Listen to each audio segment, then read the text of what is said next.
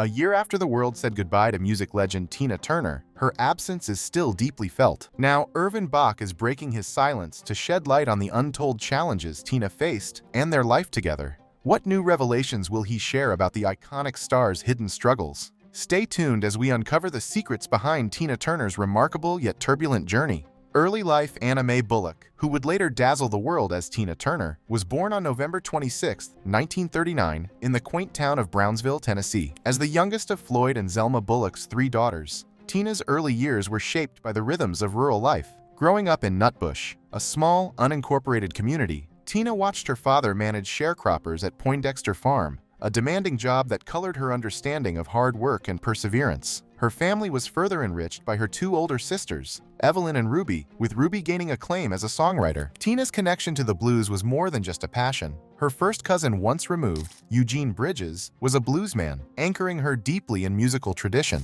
Tina's childhood took a turn when her parents moved to Knoxville during World War II for defense work, leading Tina to be raised by her strict religious grandparents, Alex and Roxana Bullock. Their profound faith and community involvement left an indelible mark on Tina's upbringing. The segregated South exposed Tina to harsh realities, but also instilled a resilience that would define her career. After the war, Tina was briefly reunited with her parents in Knoxville before the family returned to Nutbush, where Tina attended Flag Grove Elementary School. It was here that her musical talents began to emerge. At age 11, Tina faced another upheaval when her mother, Zelma, left for St. Louis, seeking escape from a troubled marriage. This departure thrust Tina and her sisters into a period of instability. Her father's remarriage and move to Detroit added to the turmoil, leading Tina and her siblings to live with their maternal grandmother, Georgia Anna Curry, in Brownsville, a period that offered some stability but deepened Tina's sense of abandonment. As a teenager, Tina worked domestically for the Henderson family in Ripley, Tennessee, gaining independence despite ongoing personal challenges. Tragedy struck again with the deaths of her half-sister Evelyn and cousin Margaret in a car accident, leaving only Viola Evans alive.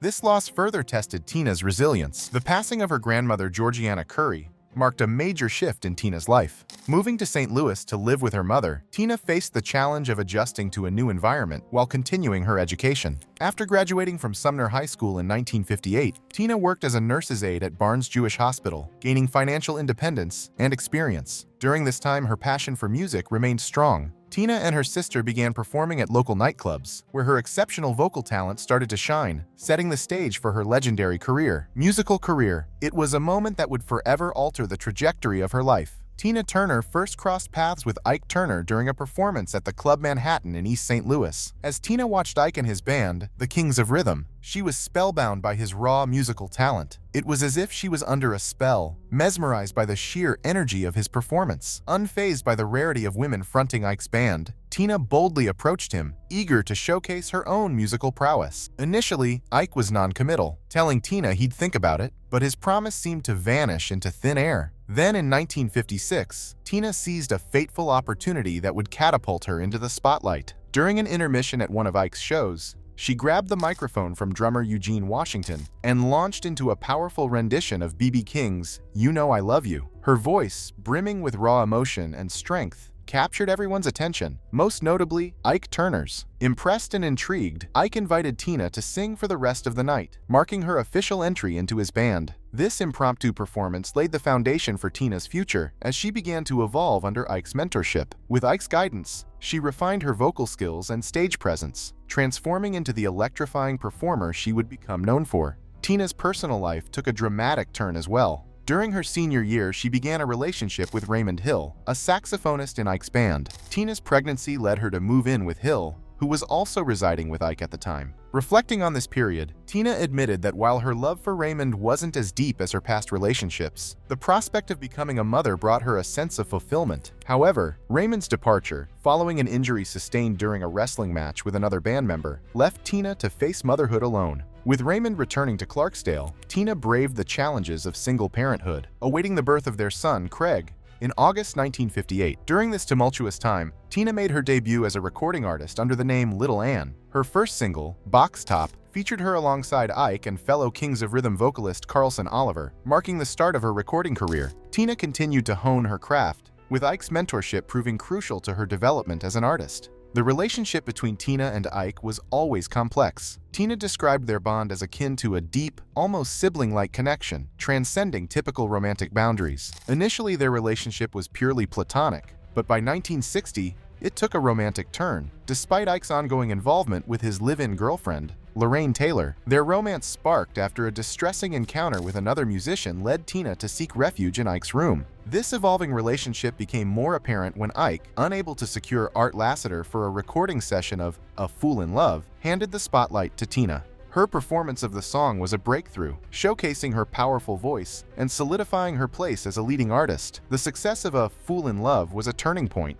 thrusting Tina into the limelight and laying the groundwork for the iconic partnership between Ike and Tina Turner, setting the stage for Tina's legendary career. Rise to fame. Tina Turner's rise to fame was nothing short of electrifying. Recognizing Tina's raw star power, producer Murray knew she was destined for something big. He persuaded Ike Turner to transform Anna Mae Bullock into Tina Turner, a name inspired by the fierce and adventurous Sheena, Queen of the Jungle, and Nyanka, the Jungle Girl. This wasn't just about a new stage name. It was a rebranding that embodied a bold, captivating persona ready to command the spotlight. To safeguard their investment and ensure Tina's place in the music world, Ike Turner trademarked the name Tina Turner. This strategic move protected their creation and cemented Tina's identity in the industry, even if the road ahead held uncertainties. Despite this professional overhaul, Tina remained Anna Mae to her family and friends, staying grounded in her personal roots while stepping into a powerful new public image. The world got its first taste of Tina Turner in July 1960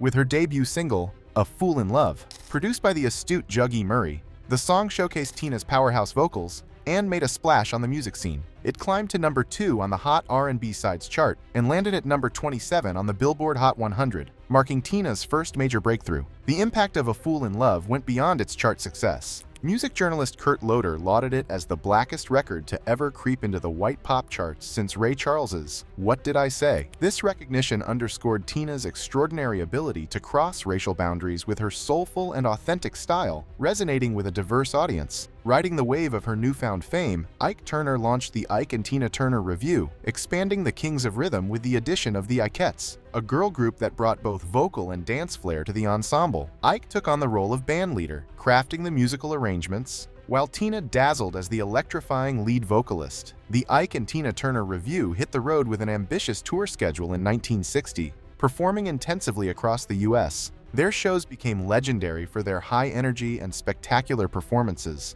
often running for 90 consecutive days. Their live act rivaled the James Brown Revue, featuring Tina's commanding vocals and the infectious energy of the Kings of Rhythm. Yet, behind the dazzling performances and growing acclaim, Tina Turner's personal life with Ike was marked by its own set of challenges. Personal life challenges. Tina Turner's personal life was a whirlwind of challenges and transformation, unfolding behind the scenes of her rising fame. After the release of A Fool in Love, Tina found herself pregnant and made the difficult decision to end her romantic relationship with Ike Turner. This was a turning point, and Ike's reaction was the first time Tina felt real fear from him. Despite this unsettling moment, her deep affection for Ike and their creative synergy kept her in the relationship.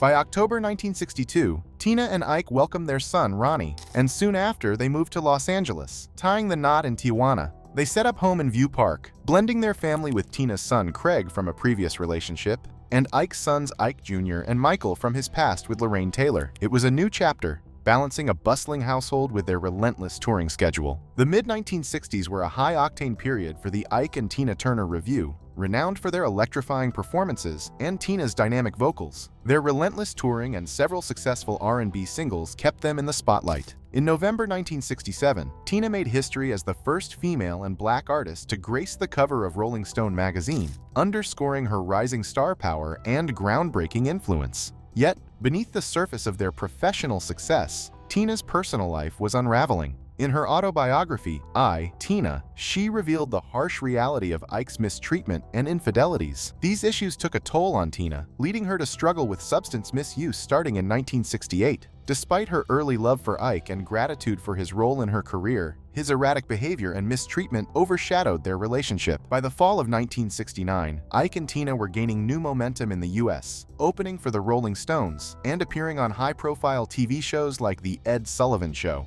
Their groundbreaking cover of Creedence Clearwater Revival's Proud Mary in early 1971 became a defining moment, hitting number 4 on the Billboard Hot 100 and earning them a Grammy Award. This success solidified their status in the soul and rock music scenes. However, Ike's escalating addiction was straining their marriage. By the mid-1970s, his substance misuse was causing significant friction. Despite the challenges, the couple continued to headline major venues and secured a lucrative recording deal with Cream Records, valued at $150,000 annually. Their relationship reached a breaking point during a Dallas trip in 1976, culminating in a violent altercation. Tina, with only 36 cents and a mobile card in hand, fled to the nearby Ramada Inn, marking her brave escape from Ike. This pivotal moment signaled the beginning of her separation from him and a new chapter in her life. On July 27, 1976, Tina filed for divorce from Ike, citing irreconcilable differences. She sought $4,000 a month in alimony, $1,000 a month in child support, and custody of their sons Craig and Ronnie. The divorce was finalized on March 29, 1978, officially ending her marriage to Ike Turner. This courageous decision allowed Tina to reclaim her independence and set the stage for her solo career, paving the way for her global stardom. Solo career after Tina Turner's divorce from Ike Turner was finalized in March 1978, the settlement marked a dramatic shift in her life. The divorce decree outlined the division of their assets and liabilities, with Tina shouldering responsibilities for missed concert dates and an IRS lien, reflecting the tangled financial web they had left behind. Despite these burdens, Tina managed to hold on to key assets: her 2 cherished Jaguars, her furs,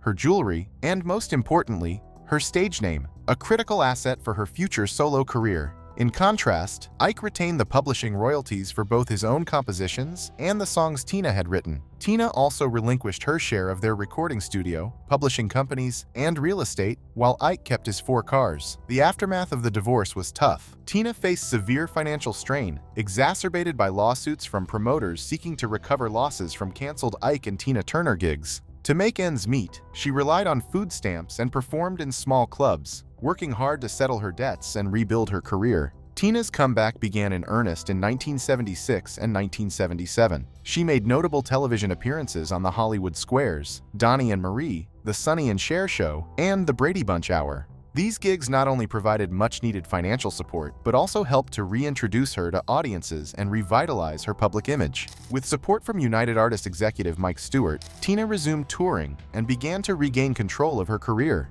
Her perseverance paid off spectacularly. In March 1982, her performance of Shame, Shame, Shame on The William Ruiz Show in the Netherlands reignited interest in her music, particularly in Europe, where the song climbed to number 47 on the charts. Later that year, Tina's collaboration with the UK production team British Electric Foundation on a cover of The Temptations' Ball of Confusion became a dance hit in European clubs, marking a significant step in her musical resurgence. The pinnacle of Tina's comeback came on September 1, 1984, with her iconic hit, What's Love Got to Do With It? This track soared to number 1 on the Billboard Hot 100 and earned Tina 4 Grammy Awards at the 27th Annual Grammy Awards, including Record of the Year. This remarkable achievement not only cemented her status as a legendary performer, but also marked one of the most remarkable comebacks in music history, highlighting Tina Turner's indomitable spirit and resilience. Tina meets Erwin. In 1986, Tina Turner crossed paths with German music executive Erwin Bach, who was notably younger than her. Initially friends, their bond deepened into romance by the end of the year. After a whirlwind 27-year relationship, Tina and Erwin sealed their love with a civil ceremony on the picturesque banks of Lake Zurich in Switzerland in July 2013. This celebration marked not just their union, but a new chapter of joy and fulfillment in Tina's life, reflecting her remarkable journey of both personal and professional triumphs. That same year, Tina made a significant life change by applying for Swiss citizenship.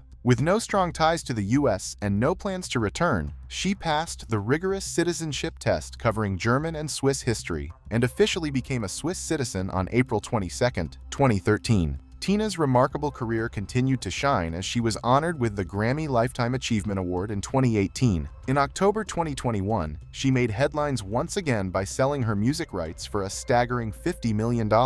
Now residing near Zurich, Switzerland, Tina Turner's life has come full circle, symbolizing not only a personal renaissance, but also a lasting legacy of resilience and success. Tina's loss and healing. In the past few years, Tina Turner has navigated profound personal losses while continuing her remarkable spiritual journey. In July 2018, Tina faced an unimaginable tragedy with the death of her son, Craig. A talented musician who played bass guitar in the band Manufactured Funk and contributed to his parents' musical projects, Craig's passing left a deep void in Tina's life. His memory lives on through his two children, making Tina a grandmother. The heartbreak didn't stop there. In December 2022, Tina's younger son, Ronnie, also a bassist and music enthusiast who worked with songwriter Patrick Moten, passed away from complications related to colon cancer. This added another layer of sorrow to Tina's already heavy heart. Amidst these trials, Tina Turner found solace in her spiritual practices. During the darkest times, she immersed herself in chanting for up to 4 hours daily, a practice that, while less intense in recent years, remained a cornerstone of her daily routine. Her spiritual journey blends her Baptist roots with a deep connection to Nichiren Buddhism. Tina often referred to herself as a Buddhist Baptist, honoring her father's Baptist faith while embracing the teachings of Nichiren Buddhism. Introduced to Nichiren Buddhism by Valerie Bishop, a friend of Ike Turner, Tina began chanting Nam Myoho Renge Kyo in 1973. Her commitment to Buddhism and affiliation with Soka Gakkai International provided her with spiritual strength and guidance, helping her navigate the trials and triumphs of her extraordinary life. Erwin Bach shares Tina Turner's health struggles and triumphs. Erwin Bach recently spoke about the profound health challenges Tina Turner faced in her later years. Turner struggled with high blood pressure since 1978, which went untreated and led to severe kidney damage. In 2013, shortly after their marriage, she suffered a stroke that required extensive rehabilitation to regain her mobility. Her health issues continued with a diagnosis of intestinal cancer in 2016. Initially, Turner pursued alternative treatments, which unfortunately worsened her condition. She even joined an organization for assisted suicide, preparing for all possibilities. However, Erwin Bach's unwavering support became a beacon of hope. He offered to donate one of his kidneys for a transplant, a gesture that provided Tina with a renewed chance at life. The kidney transplant surgery on April 7, 2017, gave Turner several more years of life. Throughout her struggles, Tina was open about her vulnerabilities, including her battle with dyslexia, demonstrating her courage and resilience. Erwin Bach's revelation of these trials sheds light on the depth of their journey together and Tina's remarkable strength. Legacy. Tina Turner's passing united fans and celebrities worldwide in a heartfelt tribute. Icons like Beyoncé, Mariah Carey, and Oprah Winfrey honored her legacy,